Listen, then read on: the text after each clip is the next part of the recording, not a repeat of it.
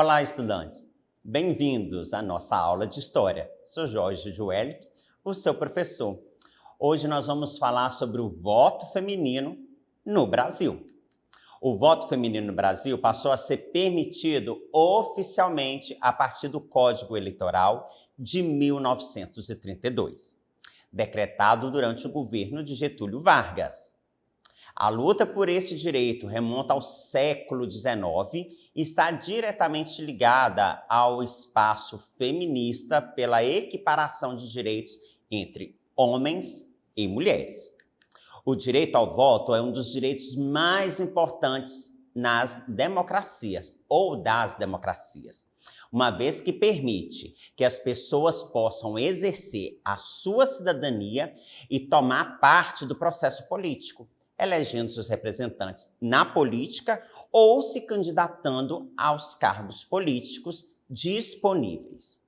No entanto, durante muito tempo, uma série de grupos presentes na sociedade brasileira não tinha acesso a esse direito e, portanto, não exercia a sua cidadania. Que grupo é esse? As mulheres. Um desses grupos, como eu disse, eram as mulheres. O voto feminino só foi possível no mundo ocidental graças a muita luta das mulheres pela conquista desse direito. Um direito nato, direito de ir e vir, de fazer o que quiser. Não foi diferente aqui no Brasil. E mulheres de diferentes classes sociais, movidas pelos seus desejos de equiparação, de direitos, de mudança, esforçaram-se para conquistar espaço na política. A luta das mulheres pelo direito de votar despontou no Brasil no final do século XIX, como já dissemos. Mas no ano de 1880, a Lei Saraiva foi promulgada, trazendo grandes modificações para o sistema eleitoral do Brasil. Isso na época do Império, Brasil Imperial. Essa lei permitia que todo brasileiro com título científico pudesse votar. E aproveitando disso, a cientista Isabel de Souza Matos exigiu na justiça o direito ao voto. A luta das mulheres seguiu com o começo do século XX. Embora a resistência em conceder esse direito às mulheres era muito grande, o crescimento da causa do voto feminino resultou no surgimento de associações, instituições e até partidos em defesa dessa pauta. Um exemplo foi o surgimento do Partido Republicano Feminino, criado em 1910 pela professora Leolinda de Figueiredo Daltro. Em 1920, uma das associações mais importantes para a causa foi fundada, e assim surgiu a Liga pela Emancipação Intelectual da Mulher, a LEIM. 2 anos depois, essa associação teve seu nome modificado para Federação Brasileira pelo Progresso Feminino. Essa associação era liderada pela feminista Berta Lutz, um dos grandes nomes na luta pela equiparação dos direitos de homens e mulheres no Brasil. Olha que interessante essa nova palavrinha que aparece aqui, equiparação. Ou seja, as mulheres não queriam mais nem menos do que os direitos dos homens. Então, é igualdade, equiparar. As mulheres têm os mesmos direitos do que os homens. E isso é um lema e uma luta constante da nossa sociedade em pleno século XXI, ano 2021. Essa associação atuava fortemente para a conquista de maiores direitos para as mulheres na sociedade e teve grande atuação na política brasileira. Algumas das principais causas dessa federação era a inserção da mulher no mercado de trabalho, o direito à educação e a conquista também do voto. Já em 1922, a federação realizou um congresso internacional na cidade do Rio de Janeiro, com o objetivo de defender o voto feminino. Grande foi a causa e também grande foi o apoio das mulheres para essa reivindicação. O voto feminino avança no Brasil. A atuação do movimento feminista aqui no nosso país pelo direito ao voto fez a causa avançar, como vimos, desde o século XIX. Já havia iniciativas nesse sentido, mas elas não avançavam politicamente. No ano de 1917, por exemplo, uma proposta de Maurício de Lacerda para estender o alistamento eleitoral às mulheres foi rejeitada. De toda forma, o engajamento das mulheres deu força à causa e na década de 1920, as primeiras conquistas começaram a ser percebidas. O estado pioneiro nesse sentido foi o Rio Grande do Norte. Olha que interessante, o Nordeste saindo aí em primeiro lugar. O local que aprovou uma lei que garantiu o direito de voto às mulheres, né? O Rio Grande do Norte. Essa era a lei estadual número 660, de 25 de outubro de 1927.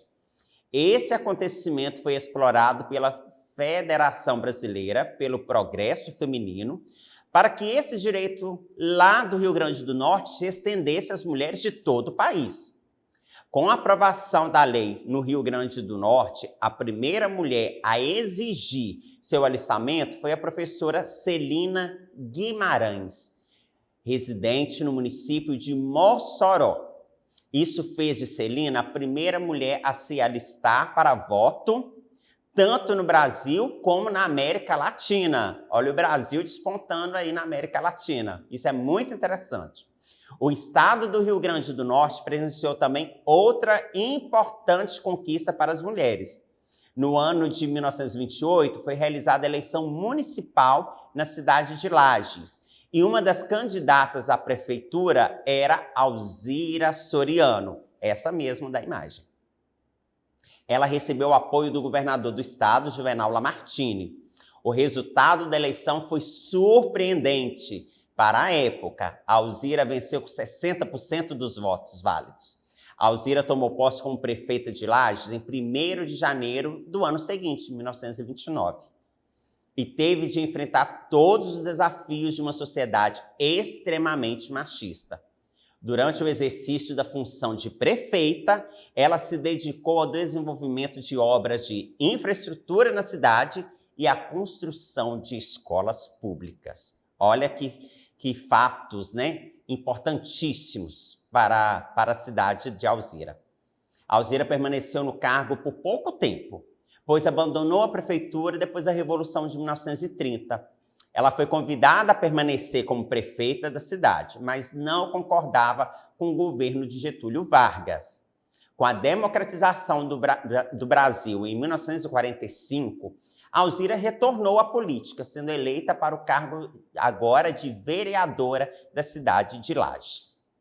O Código Eleitoral de 1932, apesar dos avanços significativos que aconteceram no Rio Grande do Norte, o direito ao voto feminino só avançou no país anos depois. Uma coisa está escrito na lei, outra coisa é ser posto em prática, aquilo que está escrito, né? A ascensão de Getúlio Vargas ao poder no Brasil em 1930 tinha trazido grandes mudanças para o sistema eleitoral brasileiro. E uma das mais significativas aconteceu com a aprovação do Código Eleitoral, o decreto de número 21.076, de 24 de fevereiro de 1932. Esse Código Eleitoral estabeleceu normas para padronização das eleições que seriam realizadas a partir daí. Foi estabelecido que o voto seria obrigatório e secreto, além de serem abolidas as restrições de gênero ao voto. E com isso, as mulheres conquistaram o direito de votar no Brasil e de serem votadas, fazendo do nosso país o primeiro da América Latina a conceder o sufrágio para as mulheres. Mas a conquista do voto pelas mulheres, a partir deste código, pode ser percebida pelo artigo 2º desse decreto, que diz: é eleitor o cidadão maior de 21 anos, sem distinção de sexo, alistado na forma deste código, ou seja, daquilo que estava escrito no Código Eleitoral. Assim, as mulheres poderiam votar desde que tivessem mais de 21 anos e fossem alfabetizadas. Algo raro para aquela época, as mulheres alfabetizadas. A partir de 1934, o voto feminino passou a estar presente na Constituição, que até então estava presente somente no Código Eleitoral.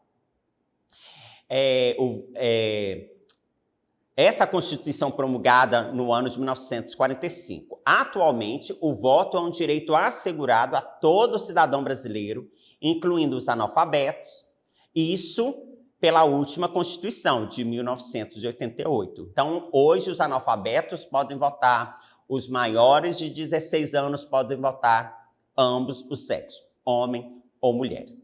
Né? Então, é uma mudança também significativa para os dias atuais. Então, todos têm os mesmos direitos. Agora, a conquista do voto feminino é um marco importante na história da democratização do país, do Brasil. Por essa razão, uma data comemorativa foi criada em homenagem a essa conquista, o dia 24 de fevereiro. Celebra-se o dia da conquista do voto feminino no Brasil. O número de mulheres eleitas em 2018 cresceu 52,6%, isso em relação às eleições de 2014. Ao todo, 290 candidatas foram escolhidas em outubro do ano anterior, representando 16,20% do total de eleitos. As mulheres compõem a maior parte do eleitorado brasileiro, porque existe mais mulheres do que homens. Mas ainda estão longe de conseguir se eleger na mesma proporção dos homens. Segundo dados do Cadastro Eleitoral, são mais de 77 milhões de eleitoras em todo o Brasil, o que representa 52,5%. Dos 147,5 milhões de eleitores, isso dados de 2018. Desse número, apenas 9.024, ou seja, 31,6% das mulheres concorreram a um cargo eletivo nas eleições gerais. Destas, 290 foram eleitas, como nós vimos, e que teve um aumento de 52,6% em relação a 2014. Vamos ver se nas próximas eleições esse número aumenta. A participação das mulheres concorrendo a cargos políticos e também de mulheres sendo eleitas, porque as mulheres vão dar uma representatividade, vão dar uma voz ativa às mulheres. Então, mulheres pensando nas mulheres. Que assim seja, né? Então, aqui nós temos o gráfico retirado do jornal, que representa, né, o Tribunal Superior Eleitoral, que repassou os dados no seu site e foi propagado, né, foi informado através do jornal. Então, nós temos os eleitos de 2010, 2018, para o Senado, a Câmara e as assembleias estaduais. Portanto, as mulheres são um número maior de votantes e, ao mesmo tempo, são um número menor de votadas. Então, as mulheres elegem os candidatos e, ao mesmo tempo, não se elege, não consegue se eleger na mesma proporção. Dessa representatividade, diversas iniciativas de apoio à candidatura de mulheres surgiram nos últimos anos. Isso tem colaborado para o crescimento da representatividade feminina na política. Em 97, a Lei das Eleições, Lei número 9.504, passou a prever a reserva de vagas para a participação das mulheres nos cargos proporcionais. Já a Lei número 12.034, que fez parte da primeira mini-reforma eleitoral, foi aprovada em 2009, criou uma cota de 30% de candidaturas para as mulheres. Então, os partidos tinham que reservar 30% da sua proporção dos seus candidatos para as mulheres.